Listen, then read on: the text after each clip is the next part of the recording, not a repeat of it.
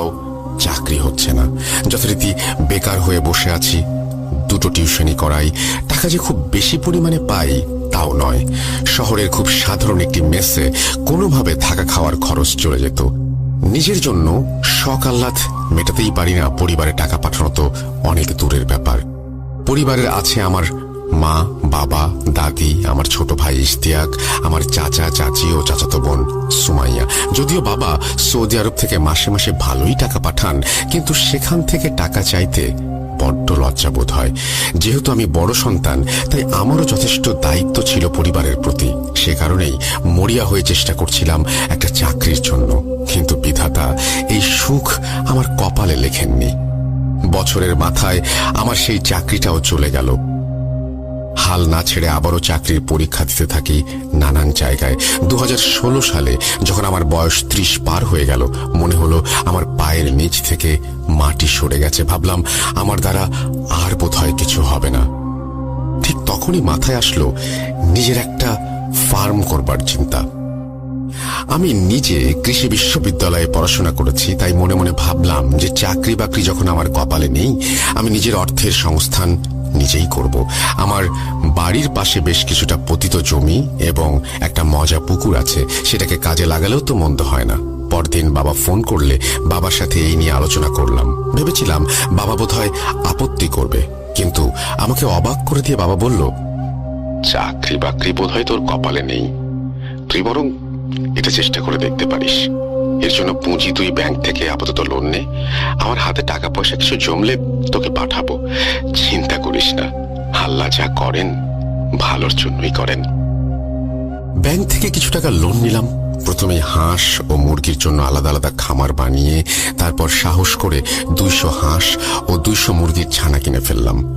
প্রথম সঠিক ব্যবস্থাপনায় কিছু অসুবিধা হচ্ছিল, তাই কিছু ছানা মরে গেল।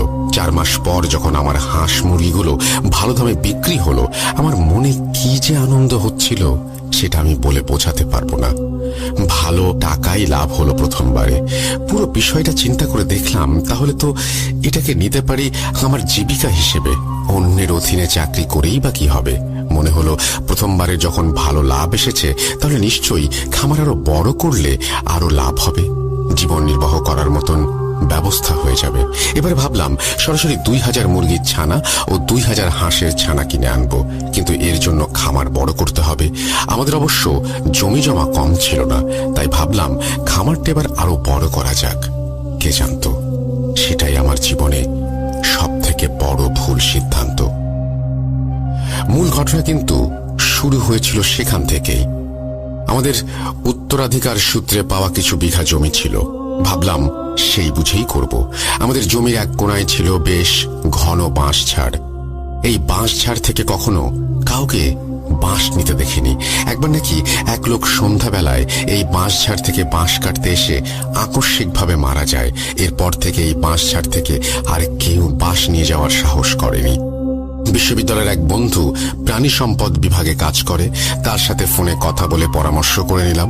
উপজেলা প্রাণী সম্পদ অফিসে গিয়ে সেখানকার লোকদের সাথে কথা বলে নেই। তারা এসে সবকিছু বোঝার পরে আমাকে বললেন, 2000 হাঁস ও 2000 মুরগি পালন করার জন্য খামার বড় করতে হলে আমাকে ওই বাঁশঝাড় কেটে ফেলতে হবে। আমি জানতাম যে ওই বাঁশঝাড় ঘিরে প্রচলিত আছে যে এখানে কেউ বাঁশ কাটতে আসলে সে মারা যায়, কিন্তু এবার তো। ডিয়ার লিসেনার, আপনারা যে ইমেইলটি শুনতেছেন, এই ইমেইলটি কিন্তু অত্যন্ত ভয়ঙ্কর হতে যাচ্ছে।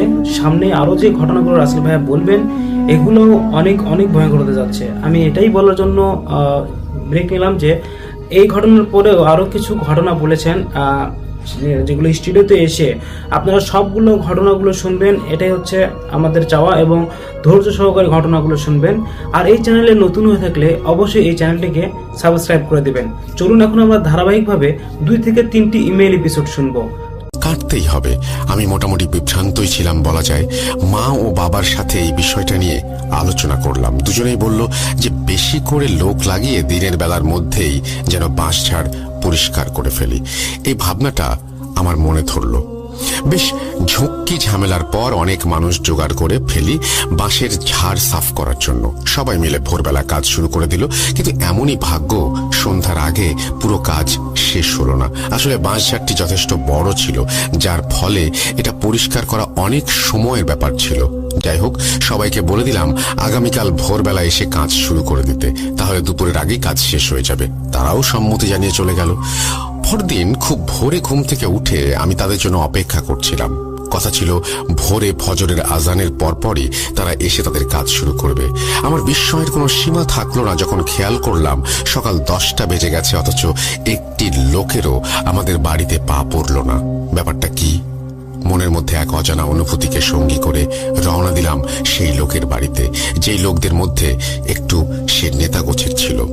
আরো বিস্ময়ের বাকি ছিল, সেই লোকের বাড়িতে গিয়ে অবাক হয়ে দেখলাম গতকাল আমাদের বাড়িতে আসা প্রায় সকলেই ওই নেতা গোছের লোকটির বাড়ির উঠোনে গোল হয়ে বসে কি যেন আলোচনা করছে।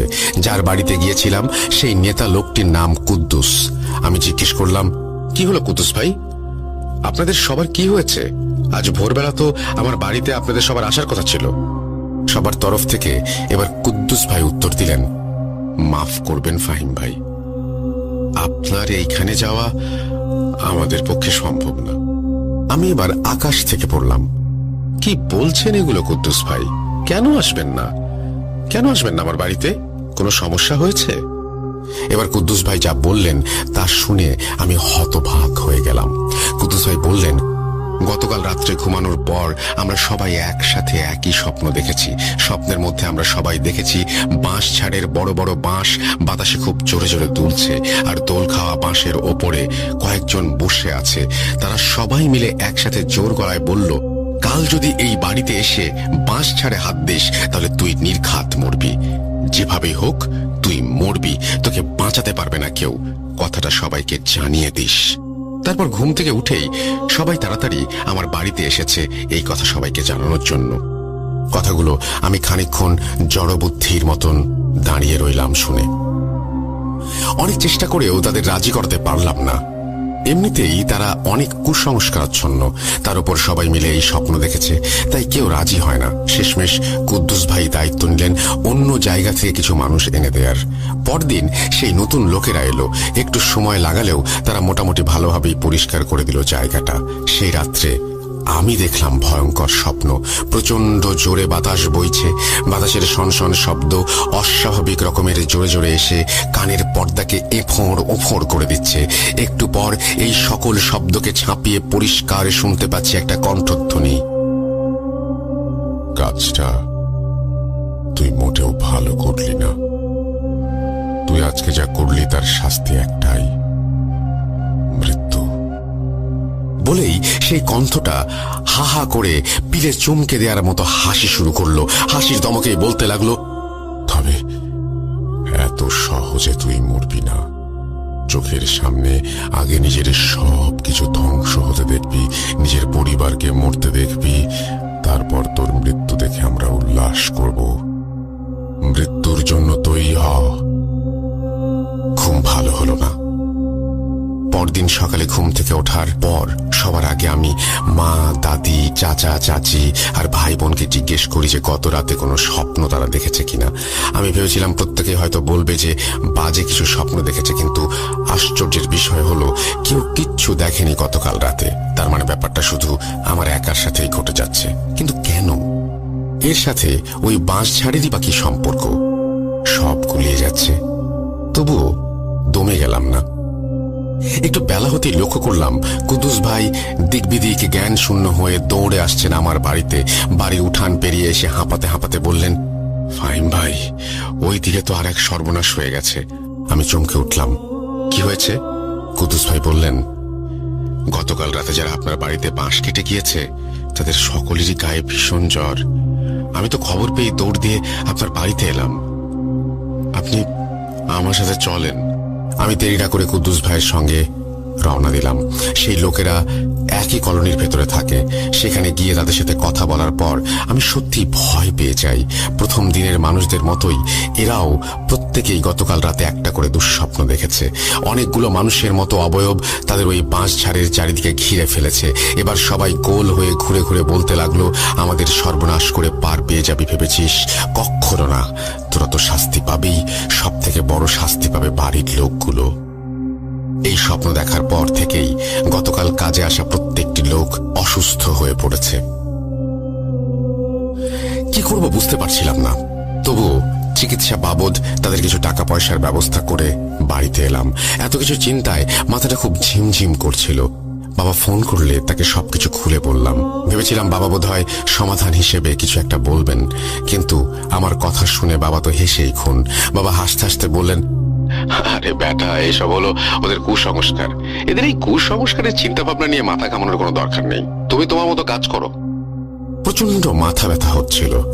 সেদিন সন্ধেবেলা নামাজ পড়ে আমার ঘরে গিয়ে লাইট নিভিয়ে বিছানায় শুয়ে চোখ বন্ধ করছি মাত্র, প্রায় সাথে সাথে আমার কানের খুব কাছ থেকে কেউ ফিসফিস করে বলতে লাগলো, এখনো তো কিছু শুরু হয়নি, তাতে এই অবস্থা। শুরু হলে পরে তোর কি হবে? লাফ দিয়ে উঠে বসলাম। বিছানা থেকে লাইটের সুইচ অনেকটা দূরে উঠে গিয়ে সুইচ টিপলাম। লাইট জ্বলল না। মানে মাথার উপর তো ফ্যান ঠিকই ঘুরছে, লাইটে আবার কি সমস্যা হলো? আবারও সুইচ টিপলাম। এবার শব্দ হবার সাথে সাথেই আশেপাশের সব শব্দ বন্ধ হয়ে গেল। একেবারে শুনশান পরিবেশ। কিন্তু আমি বুঝতে পারছিলাম না যে আমার চতুর্দিকে অনেকেই দাঁড়িয়ে আছে। গরম নিঃশ্বাস টের পাচ্ছি ঠিকই, অথচ আমি ছাড়া আর কেউ নেই। আর পারছিলাম না, মাথা ঘুরছে বনবন করে। আমি একটা চিৎকার দিয়ে অজ্ঞান হয়ে পড়ে যাই। জ্ঞান ফিরে আসার পরেই খেয়াল করলাম আমার ঘরে বাতি জ্বলছে। আশ্চর্য, এটা কি আদৌ সম্ভব? সামান্য ঘাড় ঘুরিয়ে তাকালাম, দেখলাম আমার চাচাতো ছোট বোন সুমাইয়া আমার পাশে বসে আছে। এবার সুমাইয়াকে জিজ্ঞেস করলাম, বাড়ির অন্যরা কোথায় রে? এরপর সুমাইয়া আমাকে যা বলল তা শোনার জন্য আমি একটুও প্রস্তুত ছিলাম না। কিছুক্ষণ আগে দাদি ছাদের দরজা লাগাতে আসার সময় হঠাৎ করেই ওপরের সিঁড়ি থেকে বেকায়দায় পড়ে গিয়ে কোমর ভেঙে ফেলেছেন। কথা শুনে বিছানা থেকে উঠতে চাইলাম, কিন্তু পারলাম না। অসম্ভব ভারী হয়ে আছে মাথা। এর মধ্যে লোডশেডিং হয়ে গেল। আবছা অন্ধকারের মধ্যেই বোনকে বললাম, একটু পানি নিয়ে আয়, খুব তেষ্টা পেয়েছে। বোন পানি আনতে গেল। ক্ষণিকের মধ্যে আমার কানের কাছে গরম নিঃশ্বাস, সেই ফিসফিসে আওয়াজ। কেমন? এভাবেই একটা দুর্যোগ যাবে, তারপর আরেকটা দুর্যোগ আসতে থাকবে। একে একে সবাই মরবে, আর সবশেষে তুই। চোখের সামনে সহ্য করতে পারবি তো এত কিছু? এরপর আবারও সেই শরীরই হিম করা হাসি হাসতে হাসতে সেই আওয়াজ গায়েব হয়ে গেল। আমার মুখ দিয়ে কোনো শব্দ বের হচ্ছিল না। এর মধ্যেই সুমাইয়া পানি নিয়ে এলো। খেয়ে সামান্য ধাতস্থ হলাম। খবর এলো দাদিকে শহরের হাসপাতালে ভর্তি করা হয়েছে এবং দাদির কোমরের প্লাস্টার শুরু করা হয়েছে। মানে সামান্য স্বস্তি, আর প্রায় পুরোটাই অস্বস্তি নিয়ে রাতটুকু কোনো রকমে পার করলাম। শরীর ভালো না, এক ফোঁটাও ঘুম এলো না চোখে। ভোরবেলা ঘুম থেকে উঠে শরীর খারাপ থাকার পরও চলে গেলাম কুদ্দুস ভাইয়ের বাড়িতে। উদ্দেশ্য হলো একজন কবিরাজের সন্ধান। চুলোয় যাক পোল্ট্রি ফার্ম।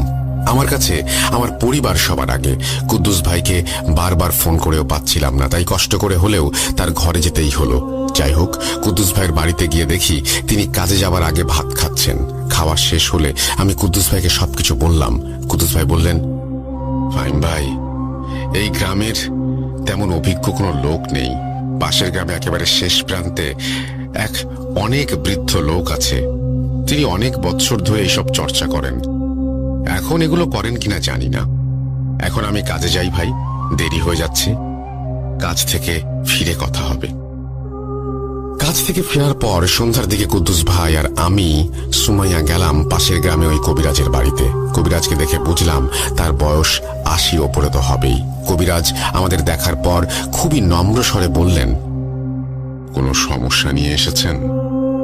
আমরা মাথা নাড়লাম। তিনি বললেন, আমি তো এখন আর কবিরাজি করি না, তারপরও তোমাদের সমস্যার কথা খুলে বলো, দেখি আমি কিছু করতে পারি কিনা। এরপর এতদিন পর্যন্ত যা যা হয়েছে সবকিছু তাকে খুলে বললাম। সবকিছু শুনে কবিরাজ অবাক হয়ে বললেন, তুমি কি খলিলুল্লাহর নাতি? এবার আমরা তিনজনেই চমকে উঠি। আমার দাদার নাম খলিলুল্লাহ, কিন্তু আমার দাদার নাম কবিরাজ জানলেন কেমন করে? জিজ্ঞেস করতে তিনি বললেন, সে এক বিশাল কাহিনী, তোমরা জানো না, কারণ এই কাহিনী তোমাদের জন্মের আগের। আমি বললাম, সে সময় কি হয়েছিল সেটা আপনার মনে আছে? তিনি বললেন, কেন মনে থাকবে না, অবশ্যই আছে। আমি এই ঘটনার সমাধান করে দিতে পারি, তবে সেটা কাল সকালের আগে সম্ভব নয়। আগে তোমাদের বলি, আজ থেকে 40 বছর আগে কি হয়েছিল সেই সময়। এই পর্যায়ে কবিরাজ দাদা তার ঘটনা বলতে শুরু করলেন। আজ থেকে 40-45 বছর আগের কথা। তখন তোমাদের জন্মই হয়নি। তোমার বাবা ছিল কিশোর, আর তোমাদের দাদু অর্থাৎ খলিল ছিল মধ্যবয়সী। খলিল ছিল আমার বন্ধু মানুষ। আমাদের মধ্যে অনেক মিলমিশ ছিল। আমাদের আর্থিক অনটনের সময় খলিল আমাকে নানাভাবে সাহায্য করেছিল। তার এই উপকার আমি কখনো ভুলতে পারবো না। সেই সময় খলিলের জমিজমা পাওয়ার লোভে ওর এক আত্মীয় ওর ওপর কালো জাদু করে এবং জিন চালান দেয়। কিন্তু বিপদ বুঝতে পেরে খলিল আমার কাছে ছুটে আসে সাহায্যের জন্য। তখন আমি পুরো দমে কবিরাজি চর্চা করি। আমি বুঝতে পারি যে খলিলের পরিবারের ক্ষতি করার জন্য একটি জিনের পুরো পরিবারকে চালান করে দেয়া হয়েছে। খলিলের পরিবারের উপরে বিপদ নেমে আসছে। আমি খুব কষ্ট করে ওই জিনদের সাথে কথা বলতে সক্ষম হই। ওই জিনরা ভীষণ খারাপ আর ধূর্ত প্রকৃতির। তাদেরকে আমি এখান থেকে চলে যেতে বলি। তারা যাবার জন্য আমার কাছে শর্ত দেয় যে তাদের আদেশ করা হয়েছে খলিলের প্রাণ নেয়ার জন্য, সেটা না নিয়ে তারা যাবে না। আরেকটা শর্ত দেয় যে এই বাড়ির সীমানার বাইরে তারা যাবে না। বাড়ির সীমানার ভেতরে ওই বাঁশ ঝাড়েই তারা আশ্রয় নেবে, কিন্তু তাদেরকে কেউ বিরক্ত না করলেও তারাও কাউকে ক্ষতি করবে না। পরিবারের সকলের মঙ্গলের কথা চিন্তা করে খলিল সব কঠিন শর্ত মানতে রাজি হয়। সেদিনই খলিল বাড়িতে গিয়ে হঠাৎ করে রক্তবমি করতে করতে মারা যায়। মারা যাবার আগে কাউকে সে এই ব্যাপারে কিছু বলে যেতেও পারেনি। আমাকে কিছুদিন পর অন্য কারণে এই এলাকা ত্যাগ করতে হয়। কয়েক বছর আগে আবার ফিরে এসেছি ভিটায়। শরীর ভালো থাকে না, তাই কারো সাথে এখন যোগাযোগ নেই। তোমার দাদিকে আমার কথা বলো, তিনি আমাকে চিনতে পারবেন। কাল আমার শিষ্যদের পাঠাবো। ওরা 8টি মহাশক্তিশালী কবচ নিয়ে যাবে এবং বাড়ির 8 দিকে 8টি পুঁতে দিয়ে আসবে। শুধু এটা মনে রেখো, এই কবচগুলো যেন কখনো সরানো না হয়। এই কবচগুলো আমি আমার সারা জীবনের জ্ঞান ও অভিজ্ঞতা দিয়ে নির্মাণ করব। কাজেই এগুলো যাতে নিরাপদে থাকে সেই দায়িত্ব তোমাদের উপরেই। আশা করি তোমাদের পরিবারের আর কোনো ক্ষতি হবে না।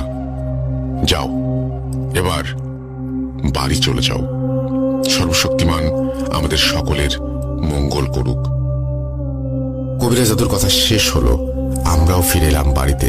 পরদিন যথারীতি কবিরাজ দাদুর শিষ্য এসে কবচগুলো স্থাপন করে দিয়ে যান। এরপর থেকে আমার পরিবারে আর কোনো সমস্যা হয়নি। এই বলে ফাহিম ভাইয়া তার ঘটনা শেষ করলেন। এই ছিল আজকের ঘটনা। আশা করি ভালো লেগেছে। সবাই ভালো থাকুন। সবাইকে শুভকামনা জানিয়ে এখানেই রাশ টানছি। যাচ্ছি আমাদের দ্বিতীয় অতিথির কাছে। আপনার ঘটনাটা খুব ছোট্ট করে প্লিজ বলবেন। থ্যাংক ইউ রাসেল ভাই। তো আমার দ্বিতীয় ঘটনাটা হচ্ছে ভাইয়া, আমরা যখন 4th সেমিস্টারে পড়তাম টেক্সটাইলে, তো আমার একটা ফ্রেন্ড আমার ডিপার্টমেন্টই, তো ওর একটা বোন, ওর বোনের বিয়েতে আমার ইনভাইট করছে। তো আমাদের তখন এক্সাম শেষ, সেমিস্টার ফাইনাল শেষ।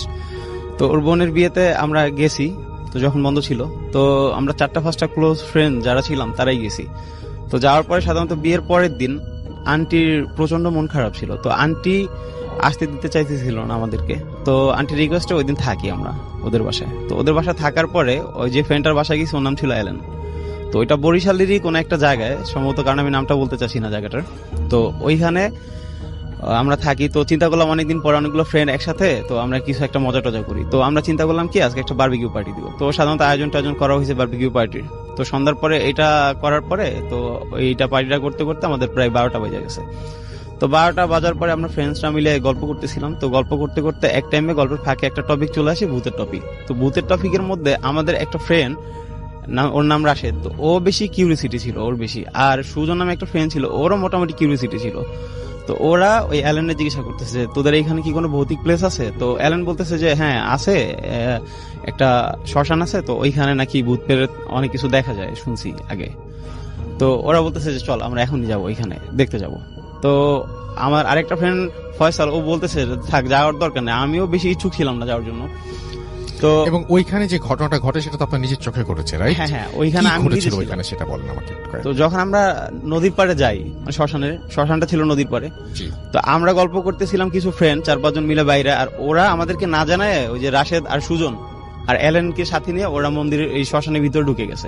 তো শ্মশানটা ছিল 2টা গেট রাসেল ভাই, একটা পিছনে গেট, একটা সামনে গেট। পিছনে গেটটা ছিল একটু ঝোপঝাড় ভাঙা ছিল, সামনে গেটটা খোলা ছিল। তো ওরা ভিতরে যায় নাকি দেখতেছে, পরে ওদের মুখ থেকে আমি যেটা শুনছি, দেখতেছে তখন রাত প্রায় 1টা থেকে 1:30 হবে আনুমানিক, তখন নাকি একটা লাশ পোড়ানোর জন্য আনছে।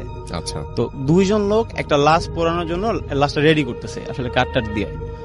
তো ওরা অবাক যে এত রাত্রে লাশ পোড়ানোর তো কোনো কথা না, আর 2 জন লোক কেন আসবে লাশ পোড়াইতে? তো ওরা দেখতেছে, তো হঠাৎ করে যখন ওরা এটা খেয়াল করলো যে লাশের গায়ে যখন আগুন ধরায় দেওয়া হয়, যে কাঠে আগুন ধরায় দেওয়ার পরে দেখতেছে ওরা হঠাৎ করে লোক 2 জন নাই। তো ওরা তো বেশ অবাক, ওরা ভাবলো হয়তো আশেপাশে থাকতে পারে অন্য কোথাও। তোরা আসলে দেখতে চাচ্ছে যে আসলে কিভাবে লাশটা পড়ে। তো ওইটা দেখার পরে ওরা দেখতেছে কি রাসেল ভাই, ওরা সবচেয়ে বেশি অবাক হয় যখন লাশের গায়ে আগুন ধরায় দেওয়া হয়, ওরা নাকি ওই লাশটা নাকি আস্তে আস্তে উঠে এরকম বসে পড়ছে। তো বসে পড়ার পরে ওরা তো মানে ওদের বেশ ভয় পাইতেছে। তো ওই লাশটা নাকি জিব্বাটা বের করে হা করে আছে। তো অ্যালেন যে ও তো স্থানীয় ছিল, ও বুঝে ফেলছে, ও নাকি ওই পরে ওর মুখ থেকে শুনছিলাম ও নাকি চিনছে জিনিসটা। তো ওইটা ছিল এরকম যে ওই যে লাশটা ছিল উনি নাকি ওদের এলাকায় 2 মাস আগে ওনার বউয়ের সাথে ঝগড়া হওয়ার পরে উনি নাকি গলায় ফাঁস দিয়ে মারা গেছিল। তো ও সবচাইতে বেশি ও বুঝার পরে ওই যে সুজন আর রাশেদরা বলতে দোস্ত এইখানে আর 1 মিনিট না, চল এখান থেকে। তো আল্লাহর নাম নিতেছিল ওরা। তো মানে এমন অবস্থা হইতেছিল ওরা সামনে গেট দিয়ে না বের হয়ে ওরা নাকি পিছনে গেটে দৌড় দিছিল। তো একজন দৌড় দিছে, এমন অবস্থায় আমরা আবার বাইরে মানে দেখলাম যে 10-15 মিনিট ধরে ওদেরকে খুঁজে পাচ্ছি না। তো ওদেরকে আমরা খোঁজ করতে শুরু করলাম। তো আমি ওদেরকে ফোন দিতেছি, ওরা ফোন পিক করতেছে না। তো আমরা বেশ চিন্তিত হয়ে গেলাম। পরে আমরা মন্দিরের ভিতরে যাই আস্তে আস্তে ওদেরকে খুঁজতে যাই, দেখি যে মানে আমাদের ফোনে টর্চ ছিল, তো টর্চ জ্বালায় রাত্রেবেলা অন্ধকারের মধ্যে ওদেরকে খুঁজতে যায়, দেখি যে একজন মন্দিরের কোনায় বসে, ওই যে অ্যালেন ও কাঁপতেছে মন্দিরের কোনায় বসে, আর যে সুজন ছিল ও আরেকটু সামনে ওই গেটের পিছনে ঝোপের মধ্যে ও সেন্সলেস অবস্থায় পড়া। তো ওই অ্যালেনকে ধাক্কা দিয়ে বলতেছি কি হয়েছে, তো ও কোনো কথা বলতে পারতেছে না, চুপচাপ। পরে আমরা বুঝতে পারি যে হয়তো বড় খারাপ কিছু দেখছে। পরে ওদেরকে ওইখান থেকে নিয়ে আসি মন্দির থেকে। তো আমরা বাসায় নিয়ে আসি, ওর আর যে সুজন ওরও পানি টানি দিয়ে সেন্স ফিরানোর পরে ওর বাসায় নিয়ে আসি। তো আয়শা আর আন্টির কাছে কিছু বলি না, চুপচাপ শুয়ে থাকি। তো পরের দিন রাসেল ভাই ওই যে অ্যালেন আর সুজন ওদের প্রচন্ড জ্বর আসে গায়ে। তো গায়ে জ্বর আসার পরে তো আমাদের সময় হয়েছে, আমরা বাড়িতে চলে আসি। সুজনকে ওই জ্বর অবস্থায় নিয়ে আসি, আরেকটা ফ্রেন্ডকে পাঠিয়ে দিই ওর বাড়িতে পৌঁছানোর জন্য। তো ওই সুজনের প্রচন্ড জ্বর আসে। পরে ওর নাকি সুজনের এমন অবস্থা হয়েছিল যে ও খাবার দাবার প্রায় বন্ধ হয়ে গেছিল, খাইতে টাইতে পারতো না, আস্তে আস্তে শুকায় যেত এমন অবস্থা। তো পরে ওরে কোন একটা কবিরাজের কাছে যায় ওর আম্মা নাকি। তো যাওয়ার পরে ওরে জিজ্ঞাসা করে, কবিরাজ নাকি পুরো ঘটনার ডিটেলসটা বলে ওর আম্মারে। আচ্ছা, এরকম একটা কাহিনী হয়তো বা ওর লাইফে ঘটছিল। তো এরপরে সুজন ও স্বীকার করে ওর আম্মার কাছে সবকিছু। তো ওরে কিছু মানে একটা গোসলের মতো দেয়, ট্রিটমেন্ট করে, যে 7 ঘাটের পানি এনে ওর গোসল দেয়।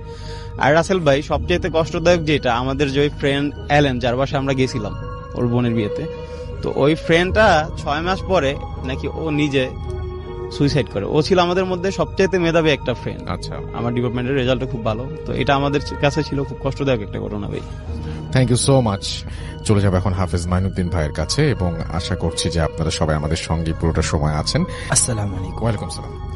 ঘটনা আমি বলবো, স্বপ্নের মাধ্যমে যে মানুষের দেখা করে সেই বিষয়টা নিয়ে আমাকে একটা লোক এই কথাটা বলছে।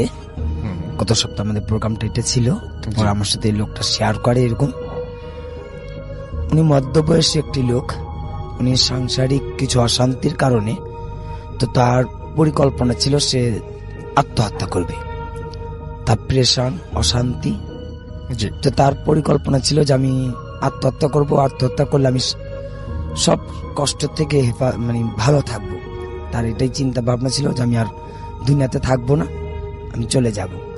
তো এই পরিকল্পনা অনেকদিন ধরে তার নাকি ছিল। তাই সে একদিন গাজীপুরও ঘুরে আসছে যে কিভাবে সে আত্মহত্যা করতে পারে।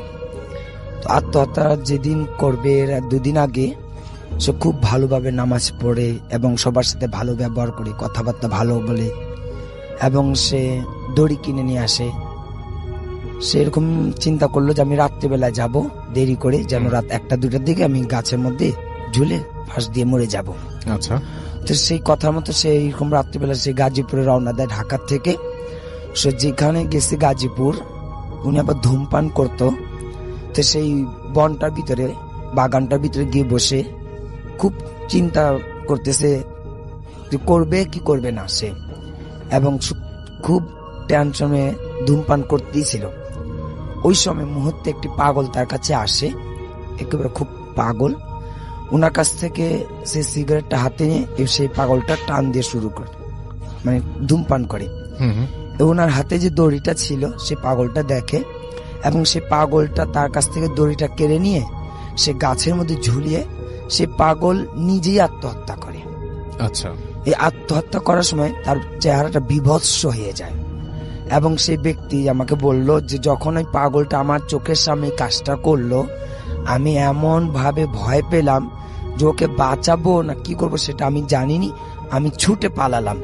আচ্ছা। এমন ছুটে পালালাম, সেই থেকে এখনো ঘুমের মধ্যে বললো যে রাত্রে ঘুমাবো বা দিনেই ঘুমাই, সেই পাগলটা আমাকে ডাকতে থাকে যে আসো আমার কাছে এবং তুমি ফাঁসি দাও।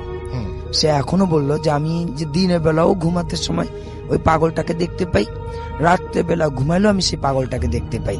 আমাকে ঘুমের মধ্যে শুধু বলে আসো আমার কাছে, তুমি এসে ফাঁসি দাও। আচ্ছা। তো এই পর্যন্ত তারিখগুলো চলতেছিল। সে ডাক্তারের পরামর্শ নিয়েছিল, তাকে ঘুমের ওষুধ দেওয়া হয়। উনি বললো ঘুমের ওষুধ খাওয়ার পরেও উনি দীর্ঘ সময় এই ফাঁসি এই পাগলটাকেই দেখে। অর্থাৎ সে পাগলটাকে কখনো দেখে নেই, সে পাগলটাকে চেনে না। সেদিন সেই গাজীপুর যাওয়াতে তার কাছে একটু সামান্য বসলো, এবং সেই উনি নিজে আত্মহত্যা করবে, কিন্তু সেখানে সেই পাগলটা যে আত্মহত্যা দেখালো, এখন সেটাও বললো যে পাগলটা কি সত্যিকার আত্মহত্যা করেছে না আল্লাহ আমাকে সাহায্য করেছে যে ভয় দেখে এখান থেকে পালানোর জন্য, সেটা আমি জানি না। আচ্ছা। এটাই আমার ছিল ভাইয়া ঘটনাটা। Thank you so much. আসসালামু আলাইকুম রাসেল ভাই। ওয়ালাইকুম সালাম। আমি মাহমুদ হাসান মুন্না, আমি এসেছি বরিশাল থেকে। জি, বলুন আপনার ঘটনা। তো রাসেল ভাই, প্রথমে বলতে চাই, আমি আজকে প্রথম যে ঘটনাটা বলবো সেটা আমার দাদার কাছ থেকে শোনা। আমার দাদা গত ডিসেম্বর মাসের 23 তারিখে মারা গেছে। সবাই আমার দাদার জন্য দোয়া করবেন। তো আমার দাদারা ছিলেন 2 ভাই। তো দাদারাদের যে পুরানো বাড়ি সেটা ছিল আমাদের যে বর্তমান যে এলাকা চন্দ্রমোহন, তার পাশে একটা গ্রামে চরদারিয়াল নাম। জি। তো ওইখান থেকে দাদারা চন্দ্রমোহন আইসা একটা বাড়ি করে। তো দাদারা 2 ভাই বাড়ি করার পরে ওই বাড়িতে থাকতো, নতুন বাড়িতে থাকতো দাদারা 2 ভাই, আর আমার যে বড় দাদি ছিলেন উনি আর ওনার আম্মা।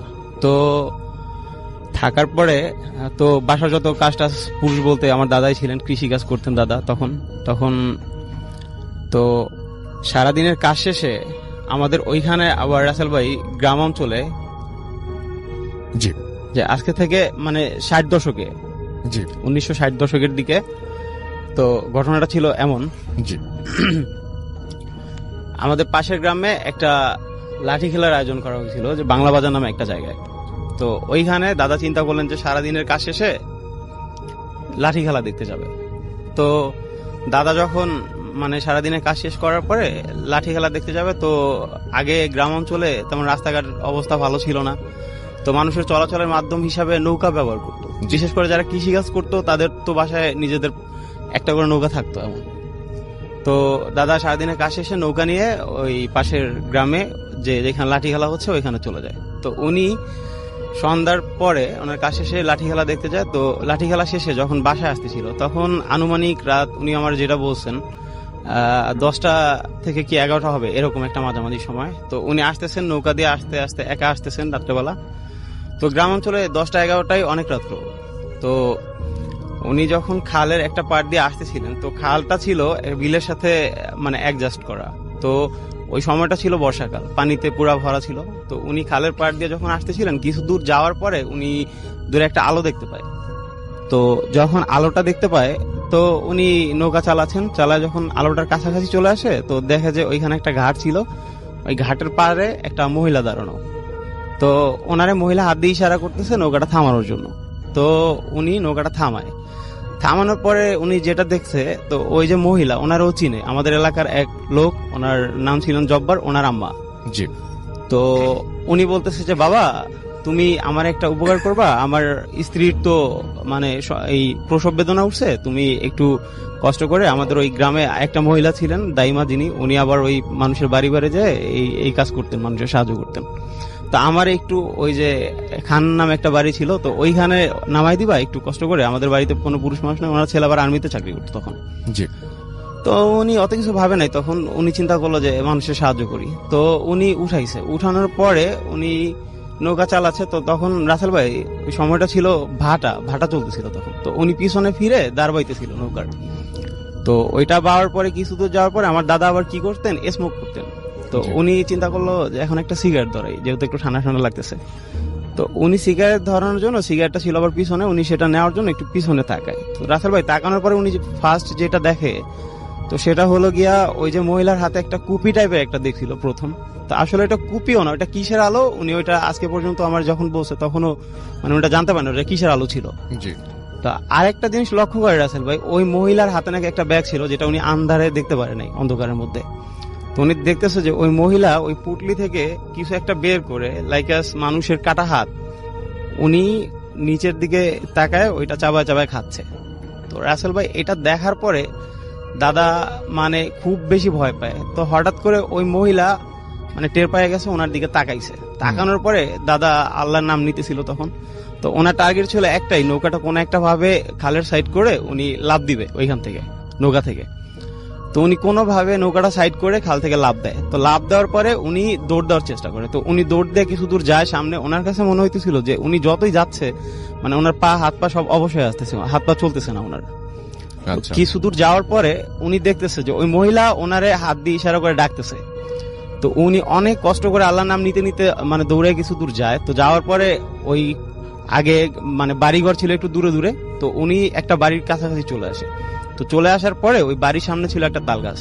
তো উনি দেখতেছে যে তাল গাছ থেকে ধাপ করে একটা শব্দ হয়েছে। শব্দ হওয়ার পরে উনি দেখতেছে যে ওনার কিছু দূর সামনে একটা লোক, জুব্বা পরিহিত একটা লোক, দুই পা মেলে উনি দাঁড়ায় আছে ওনার সামনে। আর পিছন থেকে যে ওই মহিলা, উনি লাফায় লাফায় রাসেল ভাই ওনার সামনে আসতেছে। তো উনি এটা দেখার পরে ওই মহিলাটা যখন লাফায় লাফায় সামনে আসতেছিল, তো ওনার দিকে একটা বিদকির একটা হাসি দিতেছিল তখন। তো হাসিটা দিয়ে যখন ওনার সামনে চলে আসে, তখন আমার দাদা নিজেরে ঠিক রাখতে পারেনি, তখন উনি সেন্সলেস হয়ে পড়ে ওইখানেই।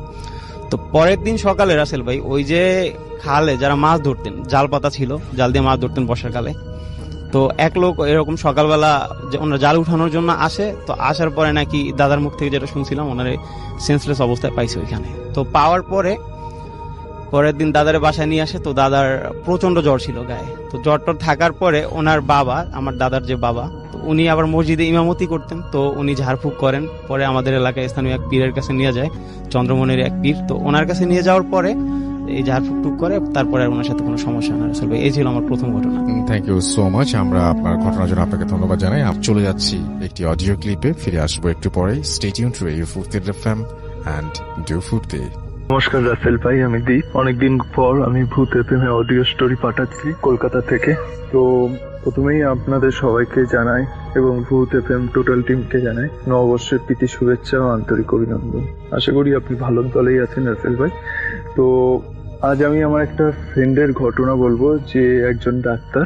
এটা আমি তার থেকে অনেকদিন আগেই কালেক্ট করেছিলাম, বাট আমার কাজের জন্য আমি এটা শেয়ার করতে পারিনি। যদি আপনার ভালো লেগে থাকে এটা সবাইকে শোনাবেন। তো আমি সরাসরি তার ঘটনায় চলে যাচ্ছি। আমার ফ্রেন্ড একজন ডাক্তার, ক্লিনিক আছে তার, পাশাপাশি একটা সরকারি হাসপাতালে সে প্র্যাকটিসও করে। তো অপারেশনে কাটা ছেঁড়া থেকে শুরু করে মর্গে যাওয়া আসা এগুলো কমন ব্যাপার তার কাছে। কিন্তু তার জীবনে এমন একটা ঘটনা ঘটেছিল যেটা সে এখনো যদি কোনো দূরে কোনো পেশেন্টকে দেখতে যেতে হয়, সে এই ঘটনাটা তার মনে পড়ে যায়, মানে সে ভাবে যাওয়ার আগে। তো আমি সেই ঘটনায় যাচ্ছি। তো একদিনকে তার ক্লিনিকটা বন্ধ করার সময়, তার ক্লিনিকে একজন রিসেপশনিস্ট আছে, তো সেই ক্লিনিকটা বন্ধ করেন। তো ডাক্তার মানে যে বন্ধু আমার, সে বাড়ি যাওয়ার সময় একটা ফোন আসে তার ফোনে। ফোন আসার সময় তাকে একটা পেশেন্টের বাড়ির লোক বলে যে ডাক্তারবাবু এরকম আমার বাবার এই হয়েছে, আপনি তাড়াতাড়ি আসুন, তাহলে আমার বাবা বাঁচবে না। তো একটু চমকে যায় যে হুট করে বলছে এরকম এরকম কথা, কোনো চেনা পরিচিত পেশেন্ট কি, এটা ভাবেও। কিন্তু তারপর যখন নাম টাম জানে তখন দেখে ওর কোনো চেনা পরিচিত পেশেন্টও না। কোথা দিয়ে ফোন করছে এটা জানলে ও আরো অবাক হয় যে এত দূরে ও কোনোদিনও পেশেন্ট দেখতেই যায়নি, তাহলে ওকে জানলো কিভাবে? হয়তো জানতে পারে কারোর থ্রুতে। তো সে বলে যে আমার এখন ক্লিনিক বন্ধ হয়ে গেছে, আমি বাড়ি চলে যাব। তখন খুব রিকোয়েস্ট করার পর বললো যে জায়গাটা কোথায়। তো জায়গাটা মিনিমাম ও যা শুনে টুনে দেখলো আধা ঘন্টার উপরে। তো প্রথমে নাই বলে দেয়, কিন্তু একদিকে খুব রিকোয়েস্ট করে যে আমার বাবা হয়তো বাঁচবে না। ও তখন বলে যে আপনার ওইখানে আশেপাশে কোনো ডাক্তারের কাছে বা আপনি হাসপাতালে নিয়ে যান। ও তখন বললো যে সব বন্ধ হয়ে গেছে। তো ডাক্তারখানা বন্ধ হতে পারে মেনলি, বাট হাসপাতাল তো বন্ধ হয় না। তো অবাক হলো, দিয়ে ভাবলো যে ঠিক আছে আমি আসছি তাহলে। তো ক্লিনিক থেকে বেরিয়ে নর্মালি ট্রেনে চেপে ও ট্রেনে করে নামার পর যখন বাইরে আসে, বাইরে এসে দেখে পুরো রাস্তাটা পুরো ফাঁকা, খালি দুটো অটোরিক্সার মতো দাঁড়িয়ে আছে। বাদ বাকি সামনে দিয়ে দেখতে পাচ্ছে ডাক্তারখানা বন্ধ আছে, এমনি দোকানও বন্ধ। তো দেখে সামনে দুখানা লোক আসে, এসে বলে ডাক্তারবাবু আমরাই ফোন করেছিলাম, আপনি চলুন আমাদের সাথে। দিয়ে লোক দুটো ওদের মানে ও বন্ধুকে ভ্যানে করে নিয়ে যায়, রিক্সা ভ্যান যেটা হয় সেই ভ্যানে করে নিয়ে যায়। তো নর্মালি ভ্যানে বসেই যায়। তো জিজ্ঞেস করছে বাবার কি হয়েছে, বলছে বুঝতে পারছি না, আপনি গেলে বুঝবেন। নর্মালি পেশেন্টের কাছে যায়, সে পেশেন্টের কাছে গিয়ে পেশেন্টকে দেখে, সেরকম কোনো সিরিয়াস কন্ডিশন না যদিও, কিন্তু তবুও দুখানা ইনজেকশন টিটানাস দেয় পেশেন্টকে, দিয়ে একটা প্রেসক্রিপশন লিখে দেয়। প্রেসক্রিপশন লিখে বলে এই ওষুধটা এখনই লাগবে দিতে, আপনি কোথাও ডাক্তারখানা থেকে আনুন। দিয়ে বলে যে ও আপনাদের এখানে ডাক্তারখানা তো বন্ধ, এক কাজ করুন আমি ফোন করে দিচ্ছি, আমার চেম্বার থেকে নিয়ে আসুন কাউকে পাঠিয়ে। তার মধ্যে একজন মানে ওই দুটো ভদ্রলোকের মধ্যে সে বলে এই ওষুধগুলো লাগবে, ঠিক আছে দিন। পুরোপুরি ও হতবাক হয়ে যায়। সেই লোকটা কাগজটা নিয়ে খালি বাইরে বেরালো, দিয়ে ঢুকলো সবকটা ওষুধ হাতে নিয়ে। তো একটু অবাক হয়ে জিজ্ঞেস করতে যাবে, দিয়ে ভাবলো যে থাক আগে মেডিসিনটা দিয়ে দিই। ভালো কথা, মেডিসিন দিয়ে ও ব্যাক করে, বলে ঠিক আছে এবার আমি বেরিয়ে যাবো, আমার দেরি হয়ে যাচ্ছে, এই মেডিসিনগুলো দিয়ে দেবেন, আর যদি কোনো রকম প্রবলেম হয় কাল সকালে উঠে হাসপাতালে বা ডাক্তারকে দেখিয়ে নেবেন। তো নর্মালি ওরা ফিস দিয়ে দেয় বন্ধুকে, ফিস দিয়ে বলে ওনার বাবা বলেন যে ডাক্তারবাবুকে ছেড়ে আসো ভ্যানে করে। তো ডাক্তার বলে যে না, বন্ধুটা আমার বলে যে থাক আমায় ছাড়তে হবে না, আমি এখান দিয়ে নর্মালি কিছু পেয়ে যাবো। তো ভালো মতো জানতো যে ও কিছুই পাবে না, কিন্তু ও মানে ভরসা করে উঠতে পারছিল না ওই দুই ভাইকে, এমনকি ওর বাবাকেও। তো নর্মালি বেরিয়ে যাওয়ার পর দেখে দূর দিয়ে একটা লোক আসছে ভ্যানে করে। নর্মালি ও ভ্যানটা দাঁড় করানোর পর সেই লোক বলে আগে কি হয়েছে বলুন, বলছে আমাকে একটু স্টেশন অব্দি ছেড়ে দেবেন। তো সেই লোকটা একটুখানি মাথা চুলকে বলছে ঠিক আছে বসুন স্যার, কিন্তু আমার ভ্যানে তো একটা ডেড বডি আছে, আপনারাও ভয় পাবেন না তো, অসুবিধা নেই তো। ও নর্মালি বলে যে না ডেড বডি আছে তো কি হয়েছে, বলছে ও তখন ভ্যানওয়ালাটা বলে ও আপনি তো ডাক্তার স্যার, আমি ভুলেই গেছিলাম। ও আরো অবাক হয়ে যায়, ও ভ্যানওয়ালাকে জিজ্ঞেস করে যে তুমি কি করে জানলে আমি ডাক্তার, বিকজ ওর গলায় কোনো স্টেথোস্কোপ এইসবও ছিল না। তো ভ্যানওয়ালা হেসে ভ্যান চালাতে শুরু করে। তো একটা পর্যায়ে ও ভ্যানওয়ালাকে জিজ্ঞেস করে তোমাদের গ্রামে এরকম ফাঁকা কেন, এত কোনো কিছু দোকান সব বন্ধ হ্যান ত্যান এরকম কেন? তখন বলে আপনি বুঝে যাবেন ঠিক স্যার। যে স্টেশনের কাছে এসেই লোকটা এবার বলছে পিছন দিয়ে ও শুনতে পাচ্ছে কেউ চিল্লাচ্ছে ওই দাঁড়া এরকম সামথিং। তো ভ্যানওয়ালাকে বলছে এই দাঁড়াও কেউ কারা আসছে মনে হচ্ছে। তখন ভ্যানওয়ালা বলে ও কিছু না। তখন বলছে বন্ধুটা বলছে না তুমি দাঁড়াও দিয়ে ও নেমে যায় এক প্রকার বন্ধুটা। তখন ভ্যানওয়ালা ভ্যানটা স্টপ করে, ও যখন পেছন ঘুরে দেখে ভ্যানওয়ালা নেই, কিন্তু ও এসে গেছে স্টেশনের সামনে। এমন সময় 2-4টে লোক আসে, এসে বন্ধুটাকে ধরে বলে আপনার তো সাহস কম না, আপনি এরকম আমার বাবার লাশটাকে এইভাবে করে ভ্যানে নিয়ে চলে আসছেন চুরি করে, আপনি কে, আপনাকে পুলিশে দেবো হ্যান ত্যান। ও পুরোপুরি আকাশ থেকে পড়ে। ও তখন ডাইরেক্ট নিজের বিবরণ দেয় যে আমি অমুক, কিন্তু বিবরণ দেওয়ার সময় ও পুরোপুরি প্রায় বলতে গেলে সেন্সলেস হয়ে পড়ে, এরকম অবস্থা। ও যে লোকগুলো সামনে ছিল তার মধ্যে 2জন লোককে দেখে, যে পেশেন্ট দুখানার যে বাড়ির ছেলে 2জন ওকে পিক করতে এসেছিল, তাদের 2জনকে দিয়ে বলে আমি তো আপনার বাড়িতে গিয়ে আপনার বাবাকে দেখে এলাম, আপনি আবার আমাকে চোর বলছেন? ওই লোক দুটো মানে যারা এসেছিল 4 জনের মধ্যে ওই দুটো লোক ওর দিকে তাকিয়ে থাকে, বলে আমার বাবাকে দেখে গেলেন। এটা কার লাশ? যখন লাশটার মানে ইয়েটা তোলে, পর্দাটা সরি কাপড়টা তোলে, তখন দেখছে ও যেই পেশেন্টকে দেখেছিল তার লাশ ওটা। সঙ্গে সঙ্গে ওইখানে অজ্ঞান হয়ে পড়ে। এটাও অনেকে মানতে চায় না যে ডাক্তার যারা ভূতে বিশ্বাস করে না বা প্যারানর্মাল অ্যাক্টিভিটিস তাদের সাথে হতে পারে না। ও আমাকে নিজে বলেছে যে ও নিজেও বিশ্বাস করতো না এসবে, বাট এরকম একটা অ্যাক্টিভিটিস হওয়াতে সত্যি সেন্সলেস হয়ে পড়ার পর স্টেশনে ওইখানে স্টেশন মাস্টার যে আছে তার রুমেই ওকে নিয়ে যাওয়া হয়। সব লোক ওকে গোল হয়ে ঘিরে ধরেছিল। ও যখন মানে সেন্সলেস অবস্থা থেকে ওঠে, যখন ওর চোখে মুখে জল ছেটানো হয়, তারপরে ও নিজের পরিচয় দেয় যে অমুক ডাক্তার একজন ওইখানে। তো স্টেশন মাস্টার ওকে চিনতে পেরেছে। তো যেহেতু ওর বাবা থ্রুতে সামথিং এরকম কিছু একটা ব্যাপার, তো স্টেশন মাস্টারকে পুরোপুরি ঘটনাটা বলে। তখন সবাই অবাক হয়ে যায় যে কিভাবে এটা পসিবল। এমনকি ওদের যে লোকগুলো ছিল তাদের বাড়ির পুরো মানে বাড়িটা কোন জায়গায়, কি বৃত্তান্ত সবকিছু এভরিথিং বলে দেয়। তো এরকম একটা ঘটনা ঘটেছিল। ঘটার পর ও ঠিক করে যে দুটো পেশেন্ট হলেও হয়তো কাউকে সাথে নেবে কিংবা উইদাউট এনি ইনফরমেশন ওইভাবে যাবে না। তো এই ঘটনাটাও আমার কাছে শেয়ার করেছিল। আমি জানি না এটা কার কার ভয় লেগেছে, বাট আমার মনে হলো আমি তাই পাঠালাম। যদি ভালো লাগে রাসেল ভাই তাহলে শোনাবেন। চলুন শুনে আসি পরবর্তী ঘটনাটি।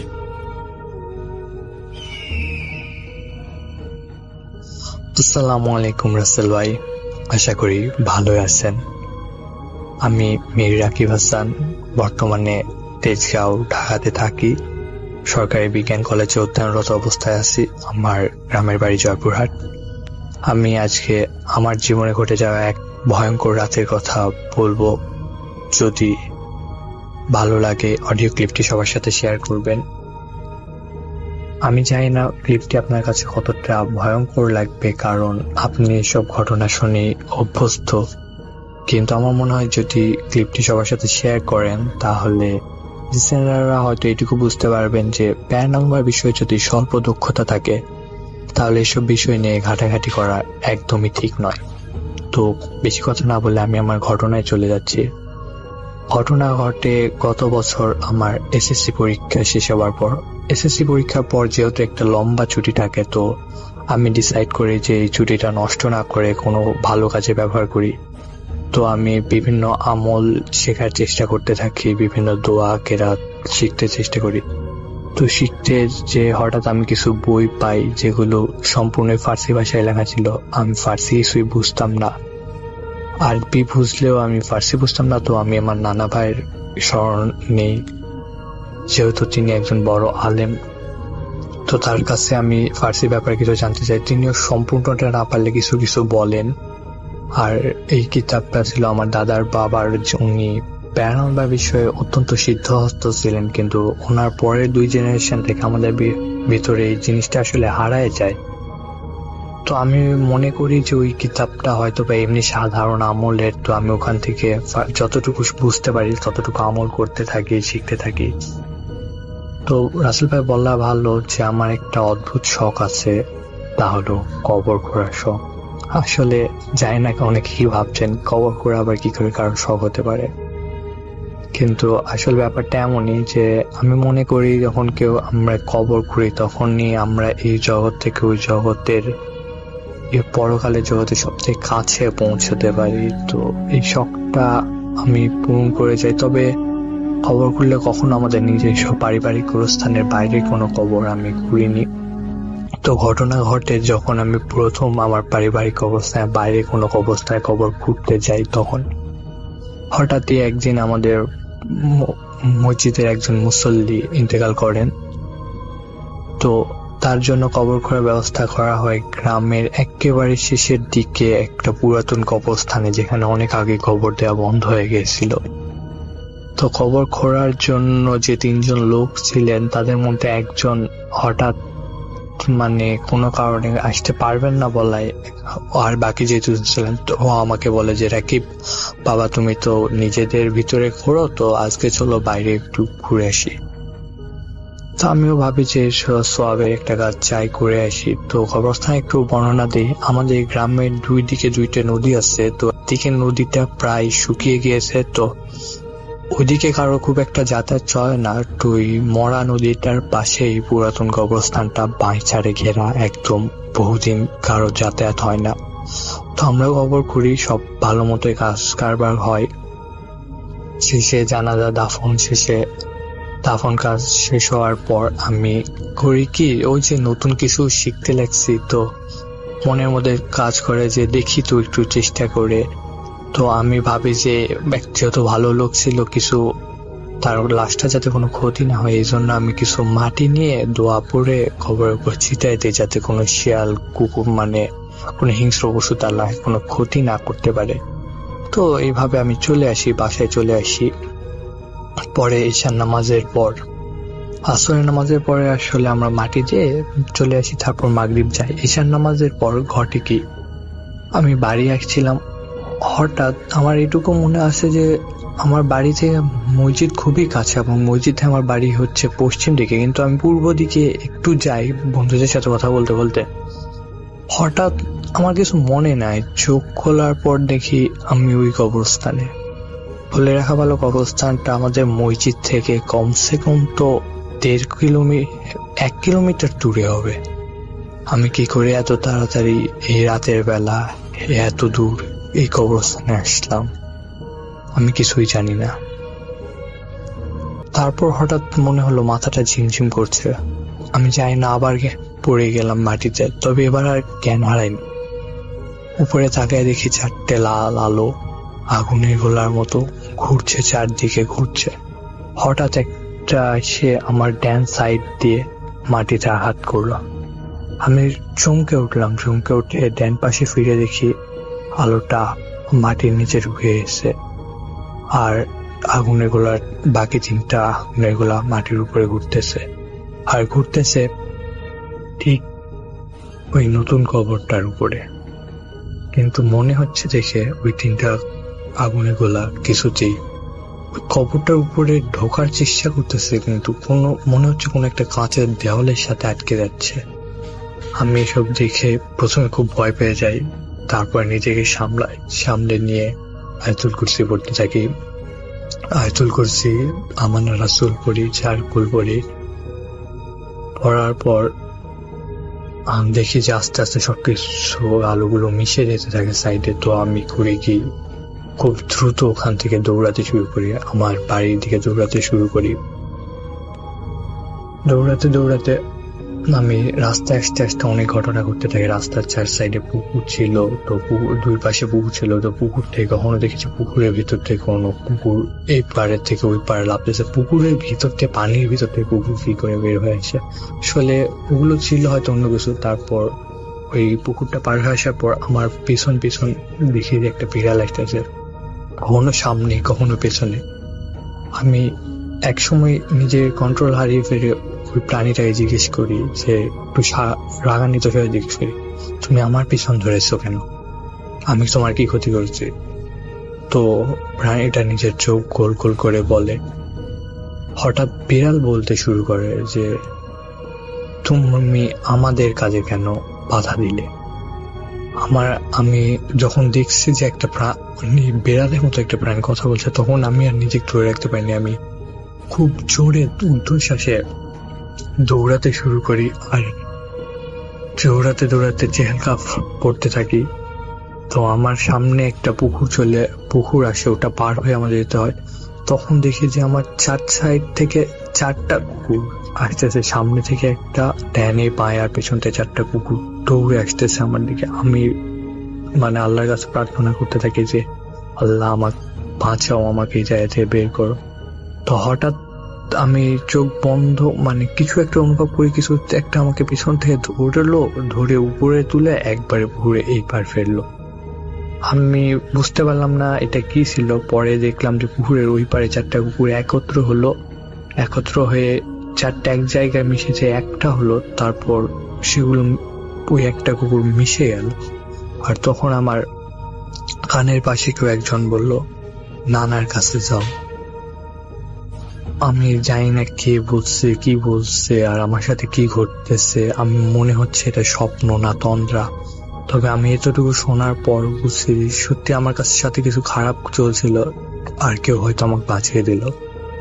এরপর আমি আর দেরি করিনি, তাড়াতাড়ি বাড়িতে চলে আসি।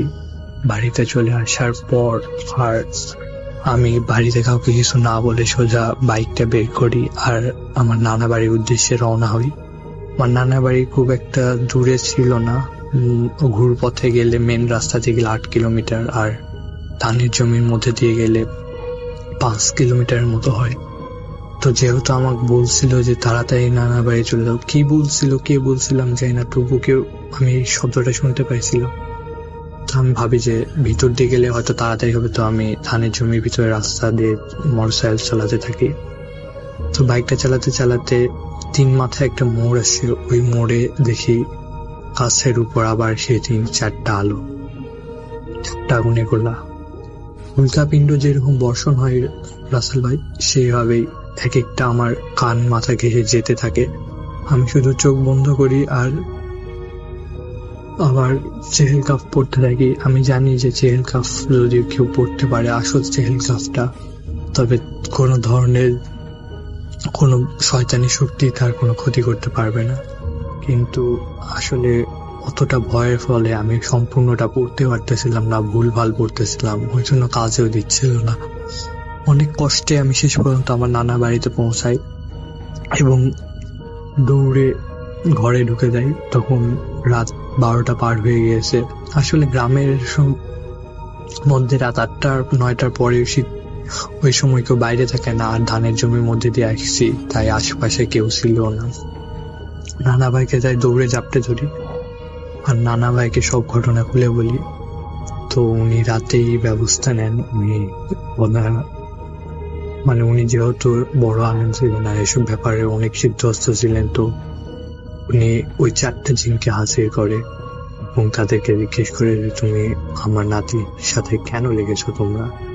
তো ওরা বলে যে আপনার নাতি আমাদের শিকারটা নষ্ট করে দিয়েছে। আমরা আমাদের যে কবরস্থানে আমরা থাকি সেখানে অনেকদিন পর কবর দেওয়া হয়েছিল আর আমাদের ওই লাশটা খুব দরকার ছিল, কিন্তু আপনার নাতি ওখানে কবরটাকে বন্ধ করে দিয়েছে, তাই আমরা ওর আশেপাশে প্রবেশ করতে পারতেছি না আর তার কারণে আমরা কবরস্থানে থাকতেও পারতেছি না। আমাদের খুব সমস্যা হচ্ছে, এই জন্য আমরা ওকে ছাড়বো না। তো নানাও বলে যে আমাকে জিজ্ঞেস করে যে তুই কেন করছিস। আমি বলি যে নানা ভাই আমি তো বুঝতে পারিনি, আমি শুধুমাত্র চাইছিলাম যে কোনো শেয়ার কুকুর যেন ক্ষতি করতে না পারে, তাই তো আমি খবরটাকে বন্ধ করছিলাম, কিন্তু আমি তো জানতাম না। তো নানা ভাই আমাকে খুব বকা দেয় আর বলে যে যে জিনিস জানিস না সেই জিনিস কেন আমল করতে যাস। ওটা ছিল আসলে যে দোয়াটা পরে আমি কবরটা বন্ধ করেছিলাম শিয়াল কুকুর আটকানোর জন্য, আসলে ওটার কারণে ওরা ওই কবরস্থানেই থাকতে পারতেছে না, তাই ওরা আমার উপর খেপে যায় এবং অনেকক্ষণ ওই যুক্তি তর্কের পর ওরা নানা ভাইকে বলে ঠিক আছে আমরা ওকে ছেড়ে দেব, ওর কোনো ক্ষতি করব না, তবে ওকে নিষেধ করে দেন যে ও যেন আর এরকম কখনো না করে। তো আমিও বলে দেন না, সত্যি আমি যতদিন না সঠিকভাবে বুঝতে পারতেছি ততদিন এসব কাজে আর হাত দেব না। আর তারপরে আমি নানা ভাইকে জিজ্ঞেস করি নানা ভাই আমাকে ছিল সে যে আমাকে পুকুরে পার করে দিল আর আমার কানের কাছে বললো যে তোমার নানা ভাইয়ের কাছে যাও। তো নানা ভাই বলে সম্ভবত কে ছিল আমি বলতে পারবো না, তবে সম্ভবত তুই যেহেতু তোর দাদার বাবার বইগুলা পড়তে আমল করতি, হয়তোবা তার তাবেতে আর কোনো জিনিস ছিল যে তোকে ওই সময় সাহায্য করছে। তো রাসেল ভাই ছিল আমার কাহিনী, যদি ভালো লাগে পড়ে শোনাবেন আর অডিও ক্লিপটি সবার সাথে শেয়ার করবেন। আর লিসেনারদের বলবো অল্প বিদ্যা ভয়ঙ্করী, যদি সত্যি সম্পূর্ণ না জানেন তবে কখনোই প্যারানরমাল বিষয়ে হাত দিবেন না। আসসালামু আলাইকুম। আসলে ভাইয়া আমরা আর একটু ক্লিয়ার ভয়েস শুনতে চাচ্ছি, কারণ এখানে আমার অডিয়েন্স গুলো এই ব্যাকগ্রাউন্ড মিউজিক যেটা বেশি এগুলো নিয়ে অনেক কমেন্ট করে যাচ্ছে, একটু ক্লিয়ার ভয়েস চাই আমরা রাসেল ভাইয়া। আসসালামু আলাইকুম, আমি জোনাদ বিন জাফর। আমি বাংলাদেশের চট্টগ্রাম জেলার অন্তর্গত সাতকানিয়া থানার গরিবারঝিল গ্রাম থেকে বলছি। আজকে কিছু কথা না বললেই নয়। যখন থেকে ভূত এফএমের শুরু 2009 কি 10-এর দিকে, আমি এক্স্যাক্টলি ডেটটা বলতে পারছি না, তখন থেকেই কিন্তু আমি ডাউনলোড করে এবং সরাসরি শুনছি সবগুলা ঘটনাই এ টু জেড, একেবারে শুরু থেকে শেষ পর্যন্ত সব শুনতে না পারলে পরবর্তীতে ডাউনলোড করে শুনছি, এভাবে এখনো পর্যন্ত লেগে আছি। তো যখন মাঝখানে শুনলাম ভূত এফএম বন্ধ হয়ে যাচ্ছে, তখন আসলে খুব বেশি খারাপ লাগলো যে এত 10 বছর একটা প্রোগ্রাম শোনা আসছি, আমি শ্রোতা ছিলাম, এটা হঠাৎ করে বন্ধ হয়ে যাচ্ছে। আর রাসেল ভাইয়ের উপস্থাপনা আলহামদুলিল্লাহ যথেষ্ট সুন্দর। আল্লাহ আপনাকেও আরো দীর্ঘদিন যেন আমাদের মাঝে থাকতে পারেন, ওই ধরনের হায়াত দান করুক, এবং আপনাকে উত্তম জাযা, আপনার ভালো কাজের জন্য উত্তম প্রতিদান দান করেন আল্লাহ আপনাকে, এই দোয়াই করি। তো এরপরে যখন বুট.com আসছে, তখন আবার আশার প্রদীপটা জ্বলে উঠলো যে হ্যাঁ। তো প্রথম থেকেই ভাবছি যে ঘটনা পাঠাবো, আসলে পাঠানো হয় না। তো আজকে সাহস করেই পাঠাই দিচ্ছি। সময় যে ছিল না তা বলবো না, তবে আলসেমের কারণে আসলে ঘটনাগুলো পাঠানো হয় না। আমার কাছে অনেকগুলো ঘটনা আছে, নিজের ব্যক্তিগত কিছু ঘটনা আছে, আবার আমার পরিবারের এবং বন্ধু বান্ধবদের কিছু ঘটনা আছে। তো আজকে আমি যে ঘটনাটা শেয়ার করবো সেটা হচ্ছে আমার চাকরির সুবাদে আমি 2013 ডিসেম্বরে কক্সবাজার জেলার মধ্যে আমার চাকরিটা হয়। আমি কোনো কিছুই বলছি না, কারণ অনেকেই আমাকে চিনেন, এবং জায়গার নামটা যদি মেনশন করি দেখা যাচ্ছে যে অনেকের ক্ষতি হওয়ার সম্ভাবনা আছে। তো এই ক্ষেত্রে আমি জায়গার নামটা মেনশন করছি না। তো যখন আমার চাকরিটা হয়, তখন যাওয়ার পরে পরিচিত তেমন কেউ ছিল না, কারণ নতুন ব্যাচেলরদেরকে কেউ বাসা দিতে চায় না, এটা তো সব জায়গায় হয়। তো এক মামার মাধ্যমে আমি ওনার এক ফ্রেন্ডের বাসায় 1 মাসের জন্য থাকি। তো আমার অফিস টাইম ছিল সকাল 9টা থেকে বিকেল 5টা পর্যন্ত। আর আমার রুমমেট যারা ছিল ওনারা স্বাভাবিক ব্যবসা যেহেতু করতো, ওনাদের দোকান ছিল, ওনারা রাতে সকাল 10টার দিকে চলে যেত, আসতো রাতের 10টা বা 11টার দিকে। তো আমার অফিস যেহেতু 5টা পর্যন্ত, আমি অফিস করে চলে আসতাম, বাদ বাকি টাইমটা আমার হলে এমনিতে ঘুরে ফিরে কাটতো বা রুমের মধ্যে এমনিতেই বসে থাকতাম, এভাবে চলতো। তো একদিনের ঘটনা, যাওয়ার 15 কি 20 দিন পরে ডিসেম্বরে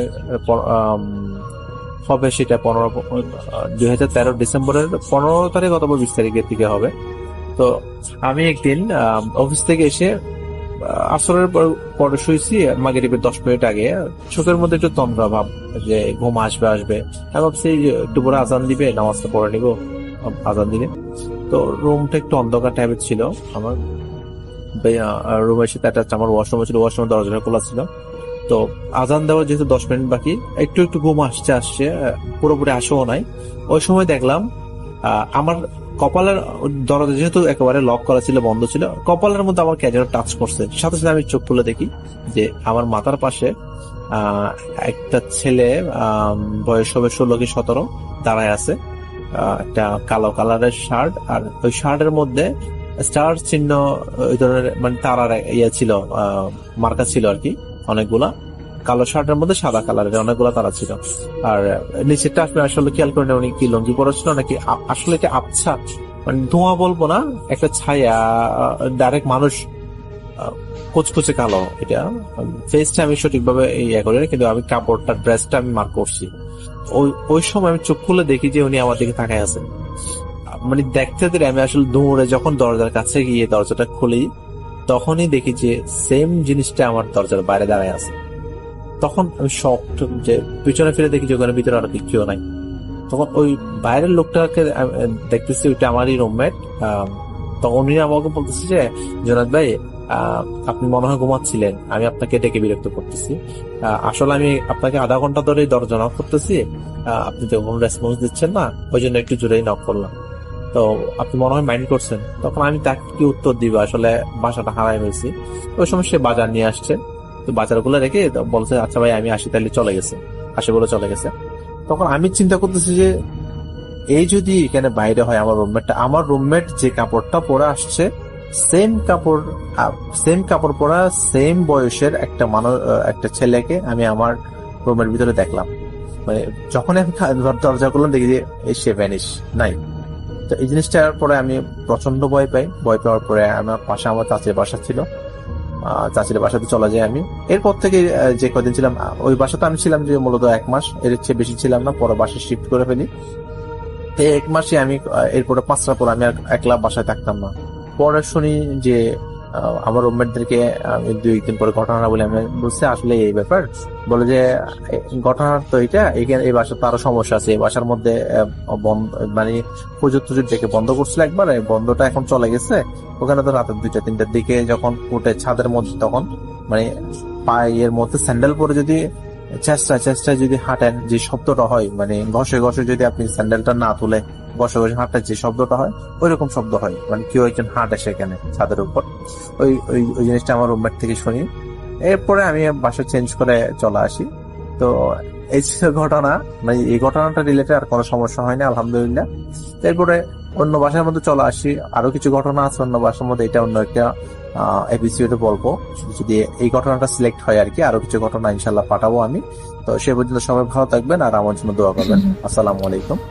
আসসালামু আলাইকুম রাসেল ভাইয়া, আমি মাহমুদ সোহাইব বগুড়ার এয়ারপোর্ট এলাকা থেকে বলছি। ভাইয়া, আমি যে ঘটনাটি আজকে শেয়ার করতে চাচ্ছি, এই ঘটনাটি আমি আমার এক কাজিনস এর থেকে শুনেছি। সে আমাকে তার সাথে ঘটে যাওয়া ভয়ঙ্কর ঘটনাটি শেয়ার করেছে। আসলে ভাইয়া, ঘটনাটি শুনে আমার মনে হইলো যে আমি যদি এটা ভূত এফএমে বলি তাহলে ভূত এফএমের মানুষদের অনেক ভালো লাগবে এবং তাদের একটু শেখার একটা বা কোনো কিছু জানার একটা বিষয়টা এগিয়ে থাকবে। তো রাসেল ভাইয়া, আমি যে ঘটনাটি বলবো এই ঘটনাটি একটি মাছ ধরা কেন্দ্রিক ঘটনা বলবো। রাসেল ভাইয়া, এই যে কিছুদিন আগে আমার এক কাজিন রাতে ঘুমাচ্ছিল, আমাকে যেভাবে বলেছে আমি ঠিক সেভাবেই বলবো। ঘুমাচ্ছিল, তো সে যখন ঘুমিয়েছিল, রাত পার হয়ে যাওয়ার পরে রাত যখন 3টা ছুঁই তখন ওই আমার কাজিনদের বাবা যে আছে তার নাম ছিল মালিক উদ্দিন। সে ওই সময় রাতের 3টার দিকে যে দরজায় আমার কাজিনের দরজায় গিয়ে ঠক শব্দ করে, অর্থাৎ তাকে যখন শব্দ করার পরে ওই পাশ থেকে আমার কাজিন বলল কে, তখন বলল আমি আব্দুল মালিক, একটু বের হয়ে আয়, মাছ মারতে যাব। আগেকার মানুষ কিন্তু অনেক মাছ ধরায় মানে পারদর্শী ছিল এবং অনেক নেশা ছিল। তারা সারা রাত এই যে বড় বড় খাল বিলের ভিতরে কারেন্ট জাল, তৌড়া জাল, এগুলো খোলসানি, এগুলো ডেকি, এগুলো ফেলে রাখতো এবং সকালবেলা গিয়ে সেগুলো তুলে নিয়ে আসতো। আর দেখা যেত যে তাদের একটা ভালো পরিমাণ অ্যামাউন্টের একটা মাছ পাইতো তারা সারা রাতে, আর সেগুলো বিক্রি করেই তারা জীবিকা নির্বাহ করত। ঠিক সেই সময় আমার কাজিনকে যখন ডেকে নিয়ে যাওয়া হয়, তখন রাত ছিল 3:20 কি 3:30 আনুমানিক সময়। তখন আমার কাজিন অর্থাৎ আমার দাদা তিনি বললেন যে যাই। তো তখন দুইজন যায়, যে একটা খালের মতো ছোট, মানে পুকুর না, ছোট একটা খাল, যেটাতে বৃষ্টির পানি জমে গিয়েছে এবং অনেক দিন ধরে জমা ছিল। তারা চিন্তা করেছে যে ওই গ্রামের লোকেরা এসে এই পুকুরটা সেচ দেওয়ার আগেই তারা সেচ দিয়ে মাছটা ধরে নেবে। তো যে কথা সেই কাজ। তখন আমার আব্দুল মালিক এবং আমার দাদা তারা মাছ ধরার জন্য জমি সেচ করছে সেনি অর্থাৎ ওই যে 4টা দড়ি লাগাইয়া যে পানির ভিতরে ফেলে টান দিয়ে পানি উপরে উঠায়, এটাকে আমাদের গ্রামের ভাষায় সেনি বলে। আপনাদের গ্রামের ভাষায় কি বলে সঠিক আমার জানা নেই, অবশ্যই জানাবেন কমেন্ট বক্সে।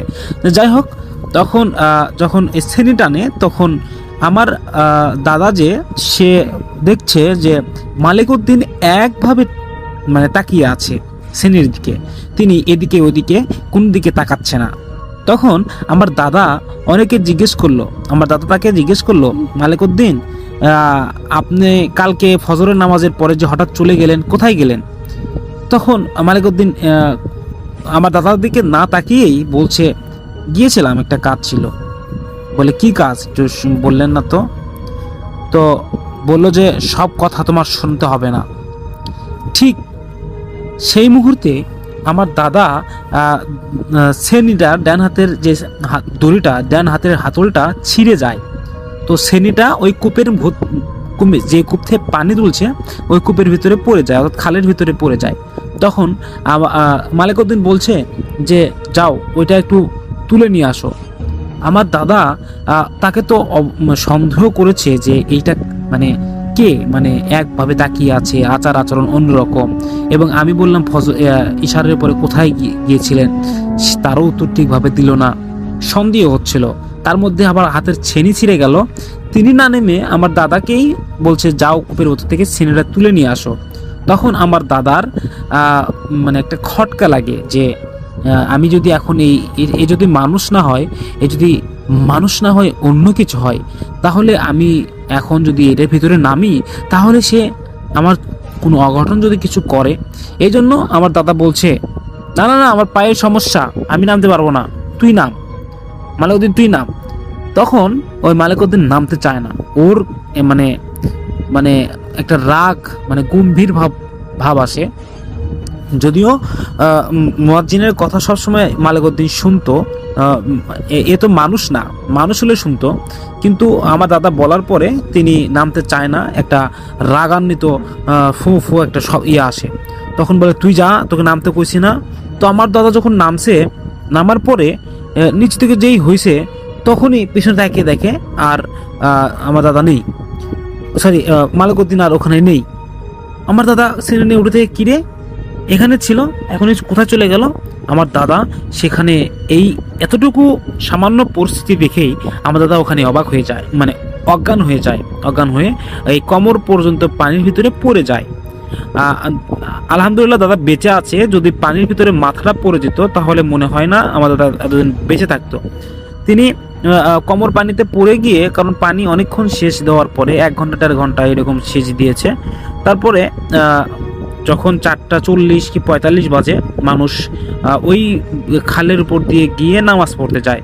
তখন ইমাম সাহেব যখন যাচ্ছিল, তখন দেখে মানে ইমাম সাহেবের হাতে আবার লাইট ছিল।